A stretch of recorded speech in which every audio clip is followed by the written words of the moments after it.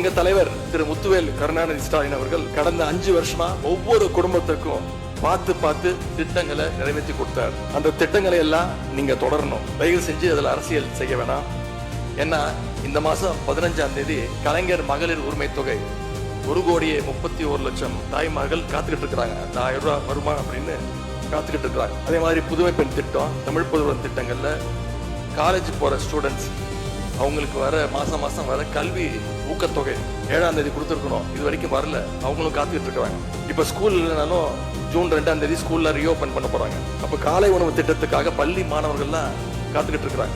இப்படி பல்வேறு திட்டங்கள் இருக்கு. நான் முதல்வன் திட்டம், தாய் மாணவர், அன்பு கரங்கள்னு பல்வேறு திட்டங்களுடைய பயனாளிகள்லாம் ஆவலோடு காத்துக்கிட்டு இருக்காங்க. இந்த அரசு என்ன செய்ய போகுதுன்னு காத்துக்கிட்டு இருக்காங்க. அதனால நான் உங்ககிட்ட கேட்டுக்கொள்றது, மாண்பு முதலமைச்சர் அவர்கள் பதவியேற்றதும் தன்னுடைய முதல் உரையில அவகாசம் வேணும்னு கேட்டீங்க.